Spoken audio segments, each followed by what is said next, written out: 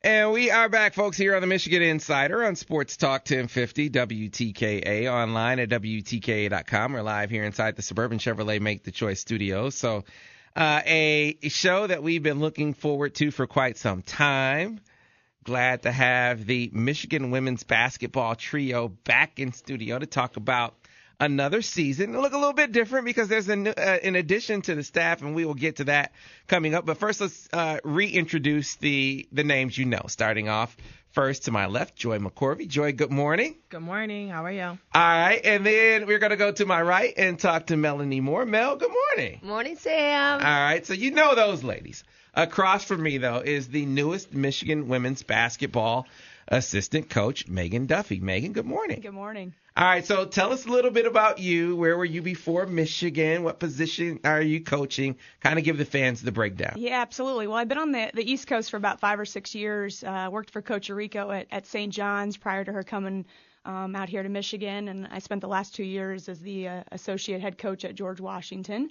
And then I decided where my true roots are back in the Midwest, and Coach called me about 5 months ago, and it was an easy decision for me to join the Maize and Blue in the women's basketball program here. Right. Now, we have been joking you outside of your presence for about the past week or so, and the joke has been, hey, look, you step foot over that Maize and Blue threshold, and you forsake all other allegiances, like maybe, say, a little Irish that might be in your background. Yeah, Sam, you say you've been joking behind my back. I've gotten jokes to my face in my presence. It's been wild. I'm from Ohio, down in Dayton, and then I went to Notre Dame. So I have a couple strikes against me already. But I've learned very quickly what the Maize and Blue means. I've learned also very quickly from our coaching staff and really more prominently our players that you do not step foot anywhere in Ann Arbor in green or red.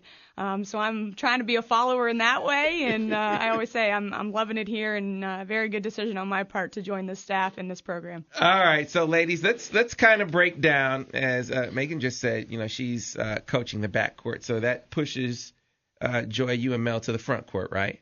Yes. All right, correct. So I remember last year at this time, talking about the team, and you guys are like, not that you didn't have play, you just hadn't had any proven commodities for the most part. So there was a lot of unknown.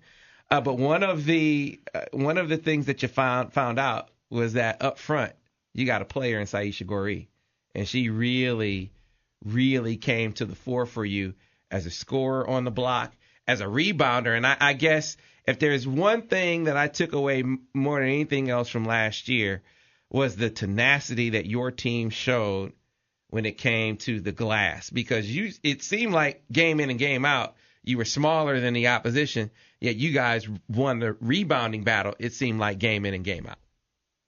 Yeah, we preach to our team. Rebounding is just hard and effort. And obviously we want to be the hardest working team in America, and that comes with the territory.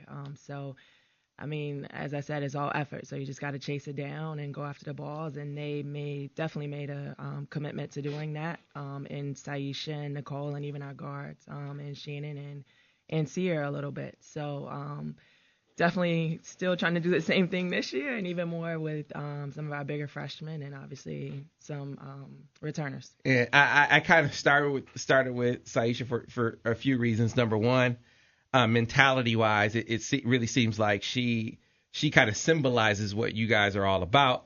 Then number two, she's a senior, and if you look at this year's team, and you look at Cyesha, Nicole, Shannon Smith, those are. I mean, seniors lead anyway, but they aren't just leaders in class status. They're leaders on the court for you as well. Yeah, definitely. I mean, I think every year you go with your senior class and you win with your seniors, and they've done an excellent job. All three of them stayed all summer. They had the option to go home after the school year in April, but all three, they want they want to go out with a bang. So all three bought in, have stayed, have worked hard. And, we stat every practice, and that's another reason why rebounding was so crucial for us last year is we stat every day. So we know who our rebounders are in practice. And if they do it in practice, they're going to do it in game. And those three this year have really, they're right up there in the top three. Those three have bought in and they're ready to go. Yeah. And so you got Nicole back as a captain. You certainly had great scoring from from Shannon last year. I think that the other thing when you talk about the seniors and the team and the kids that are returning is they played a lot of tight games, and those tight games didn't always go your way, obviously, but in that experience, you got to believe that helps you guys when you come back this year, that they've been through that already. Definitely, and I think that's how you gain experiences in the game. So I know the four returning starters are excited for this season, and they're definitely more confident in practice. You can see it already. All right, so Megan, your initial sort of impressions of Shannon. Shannon's a kid who, obviously, when you look at her, she has a lot of talent. She's fast. She gets up and down the floor. Obviously, she scored a lot for us last year. But I think the one thing that she brings day in and day out, and she's really carried over to our younger kids coming in, is that competitive drive. Her competitive nature to win, whether it's a sprint, whether it's a competitive drill in practice, is something that you can't, talk enough about with her. And when your seniors do that, whether it's her, or Nicole, or Bird, it's a fantastic thing, and it's something that becomes contagious. So we've talked a lot about that. We've really emphasized what she brings with that tenacity and that competitiveness. So, ladies, what kind of leader is Nicole? I mean, is she a fiery leader? Is she more lead by example? How would you describe? She's definitely a lead by example. Nicole does everything the right way. She's our hardest worker. She's going to do everything coach says. She's the coach on the court. She's working on being more vocal, and I've definitely heard her more this season than we've had last season. She's comfortable. She's confident. She's, kind of been there, done that. And so you hear her every practice now, and she leads by example. She's always the first one on every drill we do. She comes out ready to go. All right, folks, we are live with the trio of Michigan women's assistant basketball coaches, Joy McCorvey, Megan Duffy, and Melanie Moore. All right, so the seniors are going to lead, but you guys have a lot of talent outside of your senior class. And Ciara Thompson came on last year and really kind of made a splash. And now, you got to take that freshman year and kind of build on it. So what have you seen from her so far? Ciara had a unique experience where she started pretty much every game, played a ton of minutes as a freshman, and that's so difficult to do. And she battled the ups and downs with it all. I mean, statistically, her numbers were really high. And I think with me coming in with a fresh set of eyes, it's a challenge for her to say, what can you do now? What can you do this year? When you got three seniors who are very good, you got some freshmen behind you that are pushing you a little bit more. She's been focused. She's been committed. We've really kind of looked at some of the details of her game to, get that assist to turnover ratio a little bit better, to get that shooting percentage up a little bit more. But she's a kid that wants to be really good. She's driven, and, she's somebody that is a quiet kid, but she's really starting to come into her own with those leadership qualities. Yeah, and, another freshman and backcourt member and an in-state player who came in with a lot of fanfare, and I imagine that there's pressure in that. Madison Ristovsky, and she really seemed to come on toward the end of the season. What about her and her maturation from year one to year two? There's something special about having a kid in your own backyard who understands what Michigan's all about, who understand what it takes to be successful. And Maddie is a kid who, from a talent standpoint, she's one of the best shooters on our team, if not the best. I mean, you watch her in a workout or in practice, she barely misses. So, it's our job to keep her confidence up there, give her opportunities, and there's something steady about her. She knows where to be. She knows the correct spots on the floor, and especially when you start throwing in some younger freshmen out there on the floor, you need that stability. And somebody like Madison who knows exactly where to go, she can help the younger kids, and you'll see her a lot on the floor this year. So I remember going from the first year where, you guys didn't get up and down quite as much as you got up and down last year. And now it seems like you bring even more skill and athleticism into the table. Are you going to be even more up and down than you were last year, this year? How's that going to work? Oh, yeah. I think one of the great things about the freshman class is their speed and their athleticism. And like Mel said, practice is very, very competitive now, and we're pushing the ball in transition in practice. We're getting up, pressuring full court. So it is nice, and we'll definitely do that. I'll try to do that in the games for sure. All right. So rotation-wise, if it's ultra competitive, you got a lot more talent. There's this line that, okay, you got a lot of players that can play, but you want to have a you want to have a vibe and a chemistry on the floor. So you got to maybe kind of restrict your rotation. Have you guys kind of figured out yet about how deep you want to go? I don't know. Before we get to how deep you want to go, have you even figured out your starting lineup yet? It's week 1 going into week 2. Come on, give us some time. Yeah, it's still early, but ultimately you want a rotation of 8 or 9 kids just to keep the chemistry tight and keep your best players on the floor. But yeah, it's still early, and that's the nice thing about our practices this year. They're so competitive, and and we chart everything, and stats don't lie, and we're watching a lot of film, so we're just excited and ready to go. Some kids are good whether they start or come off the bench. I mean, and they don't get caught up in the mental game of, I'm a bench player or I'm a starter. Have you identified that? Is that something that you take into account? Because clearly you got some scorers, but you're also going to need some scoring off the bench. Do you put all your scorers in the starting lineup, or do you kind of figure out, maybe this, even though this kid is good enough to be a starter, maybe she'll be better coming off the bench because we don't have anyone else that can do that. Is that something that you kind of go back and forth with? Sam, you're funny. No, definitely. I think it's important to have an important sixth man, who comes in, or woman, however, that comes in and gives you a spark. Definitely, there's games where those 5 starters there may be a player or 2 are struggling. So it's important to have your 6th or 7th player who comes in and is ready to give you something. I think I'm picking up on something. That's what, see, I think I'm thinking like a coach right now. At 8:22 on a Tuesday, 7:34. Oh, I guess we won't take any questions from the crowd right now because I'm running through all the questions that maybe I've had over the week. So who's gonna help Cyesha up front? I mean, we know what she can do. We know she can play with her back to the basket. We know she can hit the glass. But Val's gone, for instance. Who's her wingman? Who's her wing person? Who are her wing people?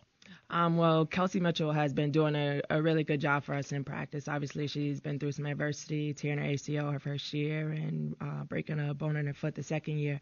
But she's battled back. She's looking really, really well in practice. She's in shape. She's strong as ever. So we're looking for her to definitely help us. And also Jillian Dunston, one of the freshmen. She's a big, strong guard who can crash. She's doing really well in practice with crashing the boards and kind of similar to Nicole, a role similar to Nicole, can shoot the 3, can shoot the mid-range, get to the basket. So we're looking for those two definitely to help Cyesha. One of the things you mentioned freshmen, and we can, when we come back on the other side of the break, we can kind of get more into each freshman individually because, the one that I've heard the most about is Caitlin Flaherty. I mean, the buzz has been palpable, but one of the things that you always have to balance on any team when you have a heralded freshman class coming in is, can that group come in and be followers in a certain respect? I mean, they're used to being the big time player, but can they put that piece aside and kind of fit in? How have you kind of seen that mesh be so far with these young freshmen? I know when talking to Coach Beeline, he said it's been amazing how quickly the chemistry has been established between his freshman group, which is large. I think they have 6 freshmen, and then the returning guys. What about for you guys? Well, I think it starts with the culture that Coach Rico has created. I mean, our seniors, led by Nicole and Shannon, and then you throw in a Sierra, they have welcomed our freshmen with open arms. And somebody, like Caitlin, who comes in highly ranked and has been on the national scene from an AAU side of things and high school side of things, where she shot every time, she touched it and some of those things that from that high school side. They've been really good with her, with just welcoming and making her feel comfortable, but also understanding how hard she has to work to get up to their level. And I think they've done a great job of, taking her under her wing, and she's a talent. And I think she's been really, really good at just listening, being coachable, and trying to fit into the system that, that we have in place to make her successful. All right. So like I said, on the other side, we'll go freshman by freshman and have you guys talk about them. But right now, what I want to do is kind of put you on the spot a little bit. Put you on the spot a little bit. And because, coaches don't like to, you guys don't like to kind of look at things that maybe you see in practice and let the players know that you're like, wow, that was unbelievable. But clearly there are those moments where you're sitting and you're watching or you're coaching in practice and you see a player do something and you're like, man, that was outstanding. That's what I want to hear from you guys right now. You've had, some of the off-season workouts that you can have now on the basketball side. You've had about a week or so of practice. Give me that player or that play that you saw and you were like, geez, that's special. All right. For me, it was Jillian Dunstan, who is a freshman. She went up and grabbed a rebound with one hand and cupped it all in the air. And I was like, whoa. It got me a little bit. I had to go back and watch it on film a couple times. All right. So maybe on the glass there. Sam, I think just in the summer with the kids, and we had an opportunity to be on the court with them, we have a drill called Kevin Durant 150. So you have to make 150 shots, and we took pretty much all our guards through it. And Maddie Rostovsky and Caitlin Flaherty were two kids who I'm not sure they missed more than 5 shots total out of the 300. So we got some scores, we got some shooters, and I had taken a lot of kids in my pass through that same drill, and I'm not sure anybody could hold a candle to those two. All right, Joy? I think I'm still on a high from the other day at practice. We were playing a little 4-minute segment, and one of our bigs, and obviously with our bigs, we're preaching, we're getting up and down the court, and we want to reward them when they're running in transition. And one of our freshman bigs, she just sprinted on the other end of the court, caught this pass from one of the guards and finished, and I was just like, holy cow, here we go. Let's go. All right. So exciting. Just wanted to give the fans a little bit of a glimpse of what you guys see in practice. Now, that doesn't mean that you get carried away and, that you're going to have, the Big Ten Player of the Year from the freshman class. Hope so.